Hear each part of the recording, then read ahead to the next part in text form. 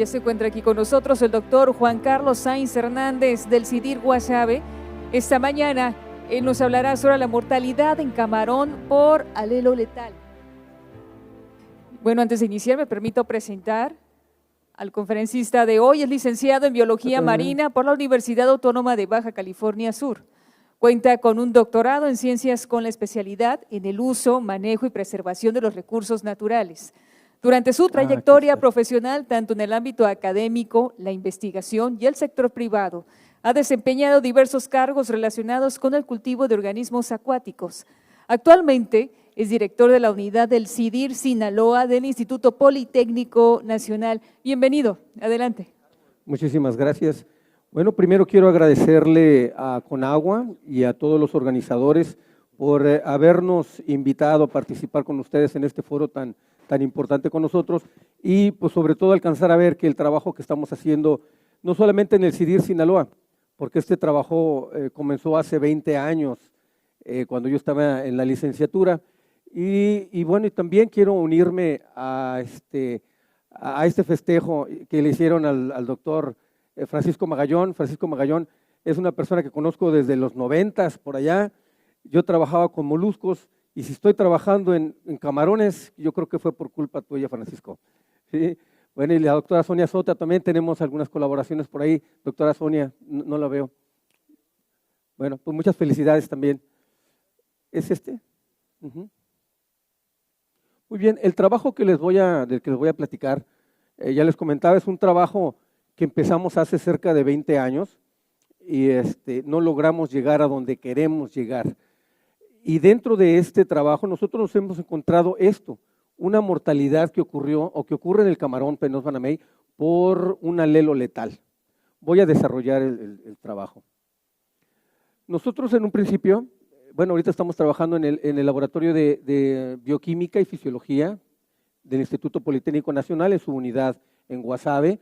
Tengo algunos colaboradores conmigo y también dentro de los colaboradores pues han sido los biólogos, los dueños de productoras de poslarva de camarón que nos han permitido trabajar con ellos, entrar con sus pies de cría y poder analizar todos los reproductores y llegar a lo que nosotros hemos llegado este día. Muy bien, pues el objetivo de nuestro trabajo es básicamente encontrar una manera de mejorar el desempeño del camarón. Pero algo que nosotros nos empeñamos es que ese desempeño del camarón tenía que ser sin agregarle nada. No queríamos agregarle probióticos, ni antibióticos, ni fertilizantes, ni nada externo al propio cultivo. Y nos dimos a la tarea entonces de buscar qué podría ser. Y nos enfocamos en ese entonces en el sistema digestivo del camarón.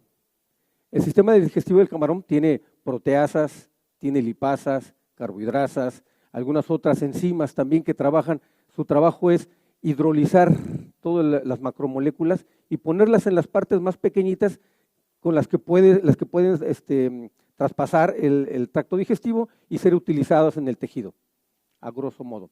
Bueno, nosotros encontramos que había 3 enzimas importantes.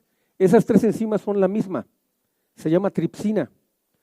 Nosotros las nombramos C, B y A. Esas tripsinas básicamente hacen lo mismo, cortan del lado carboxilo de la lisina y de la arginina. Evolutivamente así sucedió en el camarón y bueno, ese es un tema que podíamos desarrollar, pero en esta ocasión no nos vamos a meter por ahí. Nos dimos a la tarea de aislar las enzimas, de describirlas y nos dimos cuenta que estas enzimas no trabajan con la misma capacidad. ¿Cuáles son las capacidades de las enzimas? Son la capacidad que tienen para encontrar el sustrato, esa es una cosa, y la otra es de hacer la hidrólisis.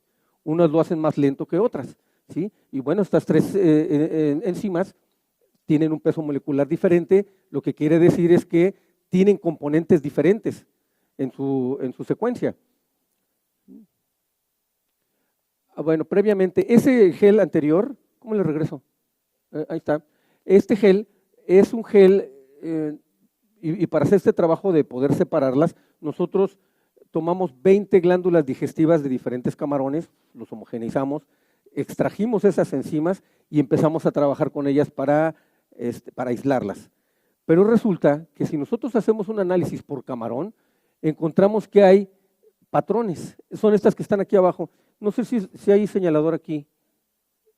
¿Alguien si me puede decir?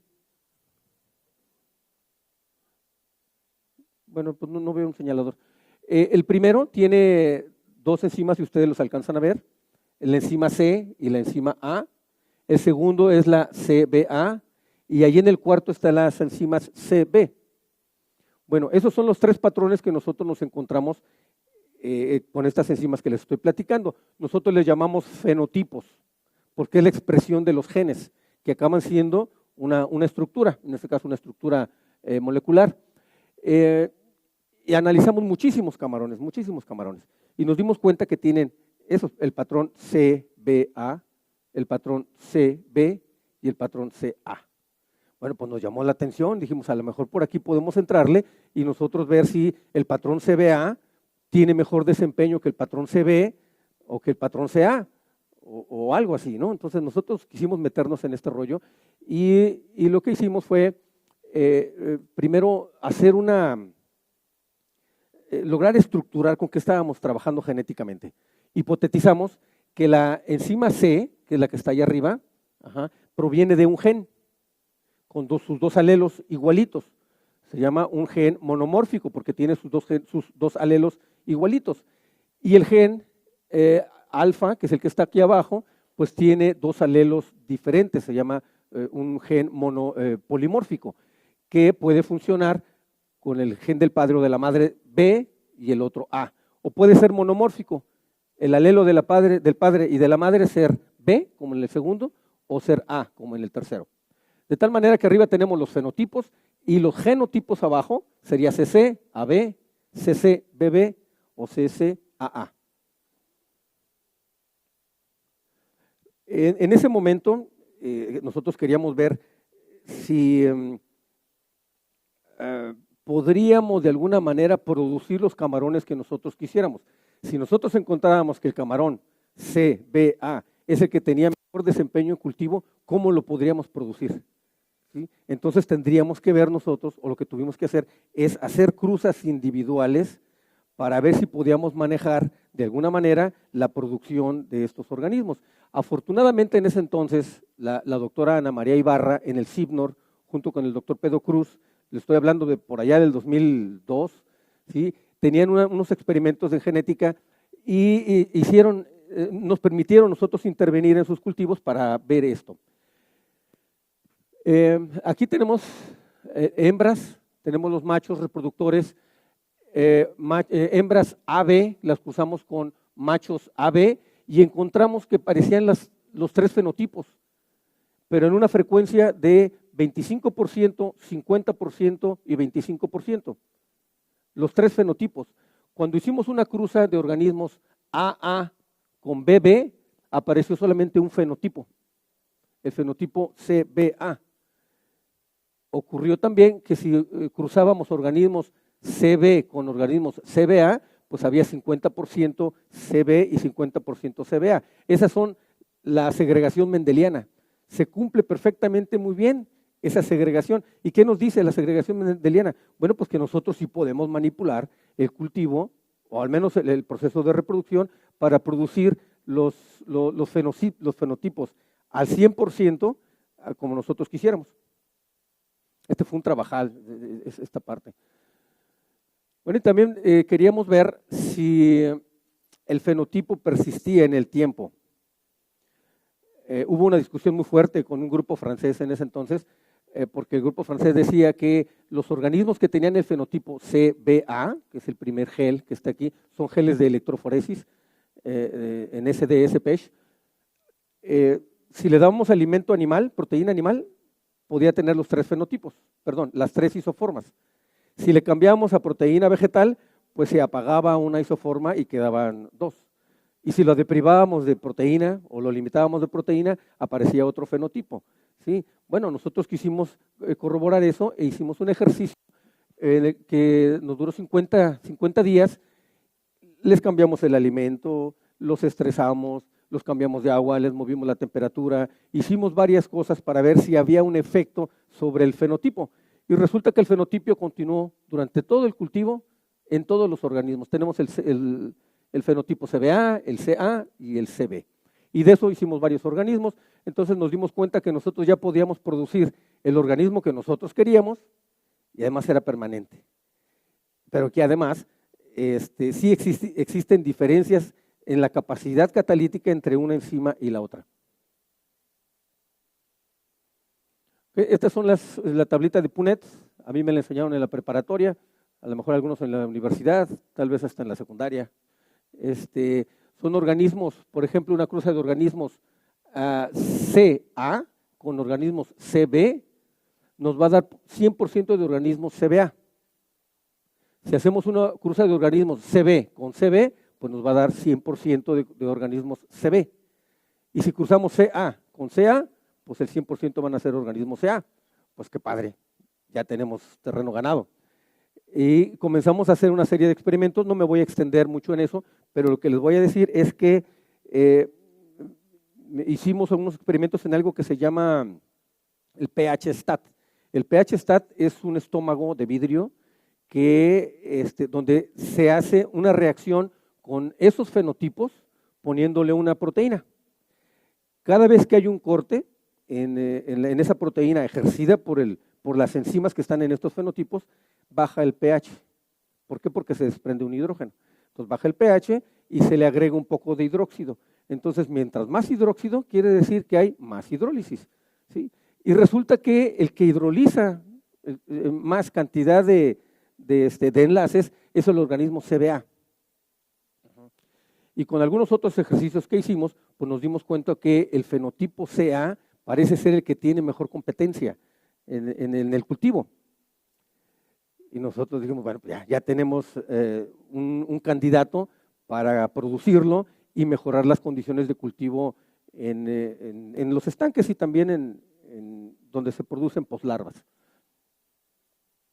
Pues nos dimos a la tarea de ir a muchos laboratorios. No sé si aquí están compañeros de los laboratorios de allá del Rosario, yo creo que los visitamos, si no todos, la mayoría.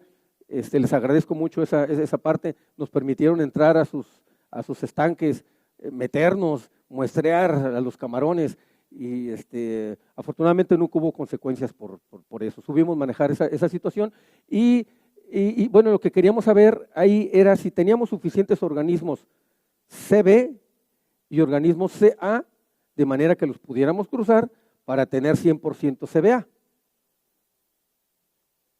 O experimentar también y tener una cruza de organismos CA con CA y tener esa progenie y ponerlos también a crecer y a ver su desempeño con respecto a los CBA y lo mismo con los CB. Pero resultó algo muy interesante, que nosotros, bueno, pues ya nos dimos a la tarea de ver, no sé, les voy a presentar datos de 11 laboratorios, pero seguramente fueron muchos más laboratorios. De esa cantidad de laboratorios, que fueron varios años, publicamos un artículo en el North American Journal of Aquaculture, es la estructura poblacional de estos fenotipos de tripsina, ¿sí? Y lo que encontramos es que predomina, la barra negra es el fenotipo CBA, el blanco es el CB y el que casi no se ve es el organismo CA. Bueno, esto fue lo que nosotros encontramos. CBA se encuentra mayormente en todos los laboratorios. Es el organismo que predomina como reproductor en los laboratorios. Después se encuentra cerca de un 20%, 30% del organismo CB y el organismo CA, pues hay en 1, 2, en 3 laboratorios. O sea, no existe el organismo CA. Entonces, si no hay organismo CA, no vamos a poder hacer la cruza CB-CA para poder producir 100% CBA, ¿sí? Entonces, eso nos complicaba un poco la cosa.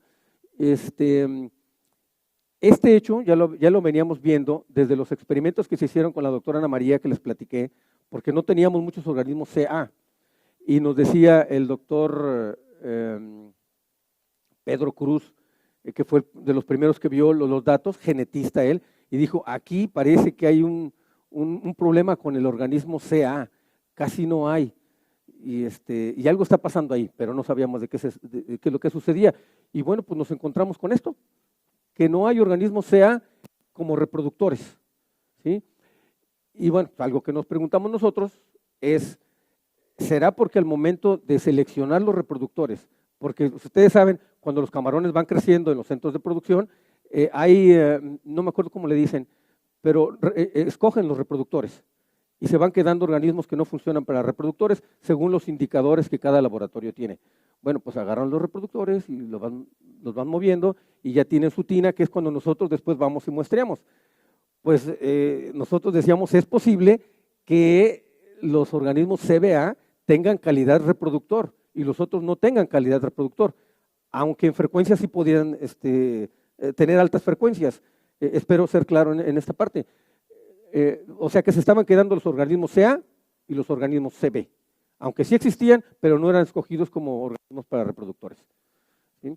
Bueno, entonces nos fuimos a ver a tallas mucho más pequeñas, a ver qué es lo que estaba sucediendo, y encontramos exactamente los mismos patrones. El CBA, muy abundante, cerca de 80%, CB 20% y el CA de plano, muy escaso. Hicimos otro ejercicio en el que analizamos, bueno, hicimos una producción, escogimos organismos CBA, CBA, porque si ustedes se acuerdan, la cruza de organismos CBA, CBA nos va a dar 25% CB, 25% CA y 50% CBA. ¿Ok? Bueno, pues entonces teníamos elementos de los tres fenotipos. Se cultivaron en 11 estanques de cultivos, muy similares los 11 estanques, y empezamos a muestrear en el tiempo, a ver cómo iban modificándose las frecuencias. Y encontramos que para el día 45 ya no había organismos CA. Aproximadamente un 20% de organismos CB y entre 70 y 80% de organismos CBA. Entonces no era debido a la selección de los reproductores por parte de los biólogos. Sí, ese es un fenómeno natural, así sucede. Bueno, pero aquí también venía otra pregunta. ¿Esto es algo debido a las actividades propias de acuacultura que no suceden en las poblaciones naturales? Quiero decir, el alimento que le damos no es lo que comen en la población natural. El cautiverio, las densidades, los depredadores, no sé qué otras cosas hay ahí que pudieran condicionar que esté sucediendo esto en la acuacultura a diferencia de las poblaciones naturales. Y entonces lo que hicimos fue, pues nos dimos a la tarea de, bueno, esta era la pregunta que teníamos. ¿Esta estructura poblacional de los fenotipos de tripsina están asociadas a las actividades de acuacultura? Y lo que hicimos fue ir al mar, ya que pasaron los eventos de reproducción, ¿sí? Desde Ahome hasta Altata, y empezamos a muestrear. Cada vez que podíamos muestreábamos y veíamos los fenotipos, las frecuencias de los fenotipos, y encontramos que en un inicio están en barras porque son diferentes poblaciones. Si fuera una población serían líneas, ¿no? Como la anterior, pero están en barras por esa razón. Que continuaba el mismo patrón. Los organismos CBA eran más frecuentes en todas las tallas, y el CA iba disminuyendo y no llegaba a los 5 gramos. Desaparecía. Es un organismo que sí se produce, 25% de este organismo se produce, pero no llega a la báscula. Aquí le estamos invirtiendo en el cultivo primario, que es en el larvario, en poslarvas, un poco de juveniles, pero ese organismo no llega a la báscula, se nos muere antes. Y es un 25% que pues yo creo que ya está contemplado. ¿En cuánto andan las producciones, las supervivencias? En un 50%, 60% de supervivencia. 25% son estos organismos CA que se están muriendo antes de llegar a los 5 gramos. Y bueno, pues con esta información y consultando a algunas personas expertas en genética, porque yo no soy experto en genética, y nos atrevimos a publicar este artículo. Es un nuevo desorden observado en Peneus banamei causado por la ausencia de un alelo de tripsina. Fíjense, aquí decíamos la ausencia de un alelo de tripsina. Nosotros decíamos en un inicio que se mueren porque tienen la isoforma B. todavía nos decíamos que era causado por un alelo letal. Y el alelo letal ahora sí lo estamos proponiendo y es el alelo A. Cuando los organismos nacen como CA, el organismo se va a morir. No pasa más allá de los 5 gramos.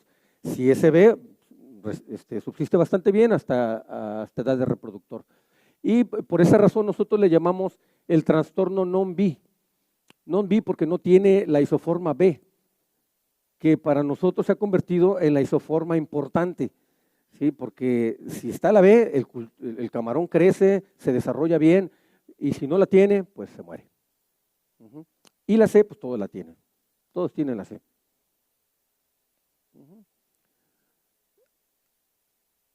Bueno, y esto es lo que tenemos entonces en los centros de producción de camarón. El 80% de organismos son CBA, que se cruzan con otro CBA para darnos 25% CA, 25% CB y 50% CBA. Y el CA, pues no pasa de los 5 gramos, lo que le estaba comentando. Entonces es un fenotipo, es un organismo que le llaman acarreado. Siempre va a estar ahí, no nos vamos a deshacer de él porque el más abundante es el fenotipo CBA y siempre va a aparecer los organismos CA y siempre se nos van a morir también. ¿Sí? Y bueno, pues ya está contemplado en las pérdidas que tienen todos ustedes. Bueno, ¿y qué es un alelo letal? Aquí un poquito, no me voy a meter mucho en este tema, pero un alelo letal es cuando la expresión de un alelo provoca un cambio en el individuo, tal que induce su muerte. Se denomina alelo letal. Y el gen involucrado se denomina gen esencial. Se define entonces gen esencial como aquel gen que al mutar puede provocar un fenotipo letal. ¿Sí? Y de esto en la naturaleza hay muchos ejemplos. Por ejemplo, en el ratón ocurre exactamente lo mismo o algo muy parecido que con el camarón. Si ustedes ven al centro, es un cruce de un organismo AA, pero AY, otro organismo AY. Ese organismo da 25% de organismos que se van a morir, organismos que incluso no llegan ni a nacer. Ajá. ¿Por qué? Porque es un alelo, se convierte en un alelo letal. Este es un trastorno que ocurre también en gatos que tienen una malformación de los huesos de la cola. ¿No? Sobreviven los gatos aun cuando existe la cruza de gatos que tienen este problema, pero el 25% también siempre se va a morir. ¿Sí? En humanos, sí, también existe este problema, una enfermedad que le llaman Tay-Sachs. Esta enfermedad está provocada por un alelo en una enzima que se llama beta-hexosaminidasa. Esta enzima, cuando se expresa los alelos letales, lo que hacen es que hay una acumulación en la membrana de los nervios de glucósidos. ¿Sí? Hay una proliferación de estos gangliósidos, hay hipotensión, hay anomalías en el movimiento de los ojos y al final pues la muerte de los niños. Y también en ganado, por ejemplo, el ganado Holstein, tienen bien caracterizados todos los problemas genéticos que tienen que ver por esta causa. ¿Cuánto tiempo me queda? 8 minutos. Está bien. Bueno, y lo mismo existen con pollos, si revisamos cerdos, hay un montón de enfermedades ligadas a genes letales y algunas otras a enfermedades genéticas. ¿Sí? Bueno, nosotros ya sabemos eso, ya tenemos esos datos. ¿En qué etapa vamos? ¿Qué estamos haciendo allá en el CIDIR Sinaloa? Y junto con otros colaboradores de la UNAM, gentes de ITSON, gentes de FACIMAR,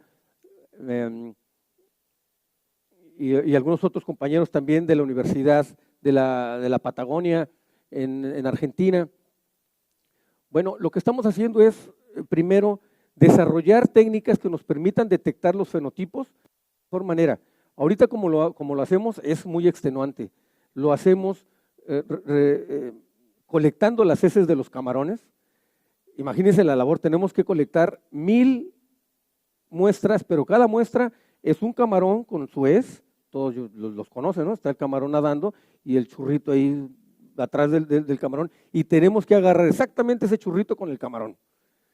Si cae otro camarón o hay otra hez, esa muestra no sirve. Tiene que ser nada más la hez con el camarón. Entonces es una labor extenuante y más cuando tienen el ciclo al revés, ¿no? Y ahí estamos adentro de los invernaderos caliente, caliente, ahí tenemos que estar muestreando. Entonces es una labor muy, muy, muy extenuante. Lo que estamos haciendo es generando herramientas de biología molecular para solamente cortarle una patita y nosotros poder detectar en este caso el genotipo a través de biología molecular. Bueno, ahorita les explico dónde vamos con esa parte. La otra es, si la enzima B no es la enzima clave, ¿qué podría suceder si nosotros le ponemos una enzima B que pudiéramos nosotros producir en un reactor y adicionárselo en el alimento a los organismos CA? La hipótesis es que ese organismo iba a sobrevivir más tiempo. No sabemos qué, pero pensamos que va a sobrevivir más tiempo. ¿Cuánto tiempo? No sabemos. Y permitirnos entonces ver al organismo, porque hasta ahorita no hemos podido tener organismos y nosotros observarlos, cómo crece la glándula digestiva, si comen mucho y excretan mucho también, y digieren poco, o qué les duele, cómo se tuercen, cómo nadan, qué actividad tienen. No sabemos. No hemos tenido la oportunidad de captar esos organismos y tenerlos en observación, que seguiría el paso que sigue para entonces también fundamentar claramente esto del alelo letal.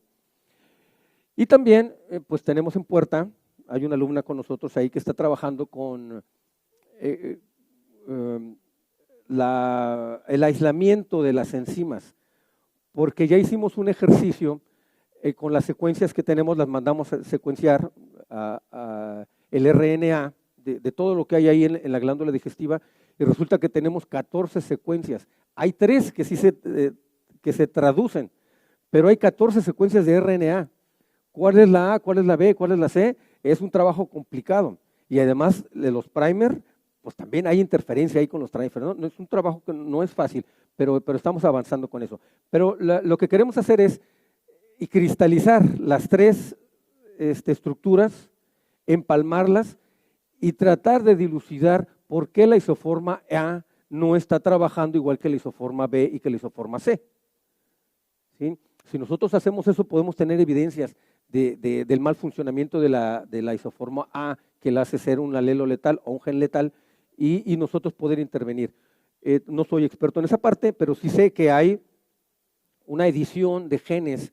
Aquí seguramente hay algunos genetistas que saben más de esto, donde se puede editar el gen para que se produzca correctamente o de la manera que nosotros queramos, igual que la B o igual que la C. Y el desempeño del camarón entonces va a ser mucho mejor. De manera que va a poner, si nosotros tuviéramos organismos C, B y A, con la A trabajando igual que la B o que la C, estos organismos entonces podrían, ya que entre el alimento, después de la ingesta, empieza la digestión y todos los elementos que están ahí después de la digestión, pues serían en mayor cantidad de elementos estructurales y energéticos para poder apoyar el crecimiento del camarón, la resistencia del camarón y también índices reproductivos. O sea, esto no nada más ayuda al crecimiento, sino también aporta a cualquier otra cuestión metabólica en la que se le tenga que apoyar. A ver, hay líneas, ¿no?, que son de crecimiento, de resistencia y cosas así. Bueno, pues podría apoyar a todo, no está dirigido a solamente un factor, ¿sí? Esto va a poner elementos estructurales y energéticos para el que camarón pueda mejorar su desempeño en el cultivo. Bueno, estas son las secuencias que tenemos propuestas, ¿sí?, con algunas de sus diferencias ya. Algunos trabajos que hemos hecho con los primers, ¿sí? Y también, ya teniendo las secuencias, pues utilizando un programa, hicimos las estructuras terciarias, pero no nos funcionó, no encontramos nada. ¿Por qué? Porque esto es considerando otra estructura terciaria, en este caso de una jaiba que ya está cristalizada y ya se tiene bien la estructura terciaria, y lo agarró como modelo. Y nosotros pusimos la secuencia y resultó en esto. Pero no se ve nada, no se ven diferencias. Entonces, nosotros debemos tener la proteína nativa, tal como es, porque aparte de la secuencia, si ustedes saben, la tripsina y otras tantas moléculas tienen transformaciones posttraduccionales. Quiere decir que una vez que sale del núcleo, se va a los ribosomas, en los ribosomas se genera la proteína, y después de que está la proteína, se le asocian azúcares, lípidos, cofactores que hacen que esta enzima trabaje como debe trabajar. Bueno, pues con la pura secuencia nada más tenemos pues, la primera traducción, ¿no? Transcripción, perdón. Bueno, entonces necesitamos tener la enzima así tal cual es, aislarla, cristalizarla y ver cuáles son las diferencias que tiene entre uno y en otro. Y bueno, parece que eso va a resultar, si nos va bien, ya por ahí tenemos algunos recursos. Yo creo que a finales del próximo año ya vamos a tener cristalizadas las moléculas. Este fue las empalmamos y vimos ahí que hay algunas cosas, ¿no? Y bueno, como conclusión, nosotros vemos una oportunidad, no es un problema. ¿Por qué? Porque ya está contabilizado, siempre ha estado contabilizado la mortalidad de estos camarones. Y así es la regla, 50, un poquito más, un poquito menos, ¿sí? Lo vemos como una oportunidad de poder mejorar los números en cuanto a producción de poslarvas, y de ahí también hasta juveniles y organismos adultos, y también de mejorar la capacidad digestiva del camarón, que va destinada pues, al mejoramiento del crecimiento, de la resistencia y del desempeño reproductivo. ¿Sí? Muy bien, pues hasta aquí mi trabajo, justo a tiempo. Muchísimas gracias por su participación. A Juan Carlos Sainz Hernández, director del CIDIR, del Politécnico, establecido en Guasave. Tenemos tiempo para preguntas. ¿Alguna persona que tenga una inquietud? Levanten la mano, con gusto le hacemos llegar el micrófono. ¿Alguna pregunta, algún comentario? Aquí tenemos en la parte de enfrente. Sí.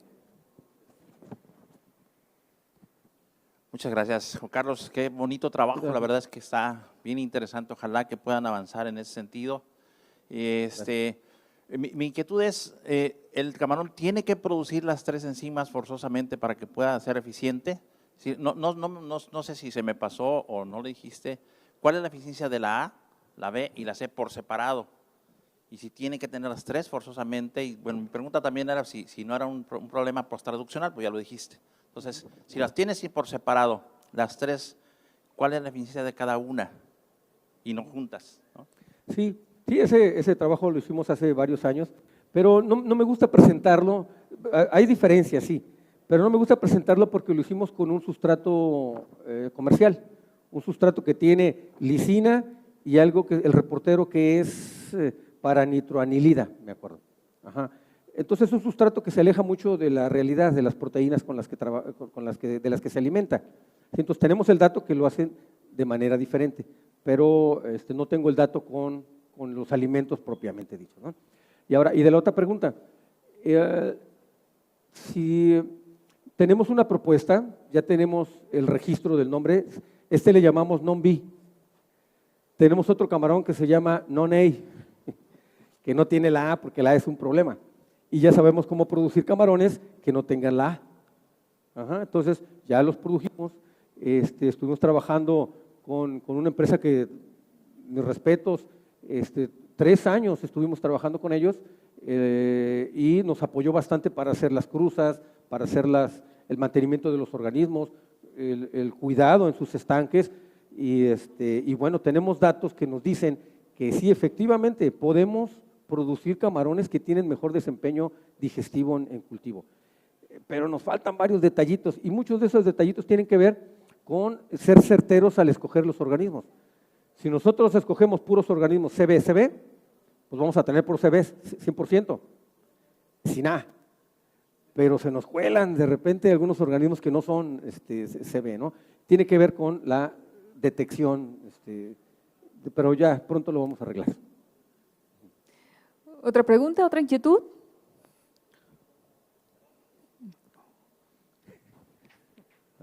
Perdón, Juan Carlos, se me olvidó. ¿Por qué no trabajar con hemolinfa, con hemocitos? ¿No se puede? ¿No te da? No, esas enzimas están solamente en la glándula digestiva. Pero en el genoma vas a ver todos los genes, ¿no? Sí, bueno, ya en el genoma pues veremos. Ya lo hicimos, la detección, ya la hicimos en hemolinfa, la hicimos en los pleópodos y en eso estamos ahorita, viendo dónde se obtiene una muestra más más limpia, que nos dé un resultado mejor. Ahí estamos ahorita. Perfecto. ¿Ninguna otra pregunta? Muy bien, continuamos. Agradecerle que nos haya acompañado, Gracias a doctor, todos esta ustedes. mañana. Si nos permite un segundo, vamos a brindarle un pequeño obsequio. Todo esto por parte del Congreso de Acuacultura de Camarón. Muchísimas gracias por formar parte de este ciclo de conferencias. Aquí regálenos una fotografía, por favor.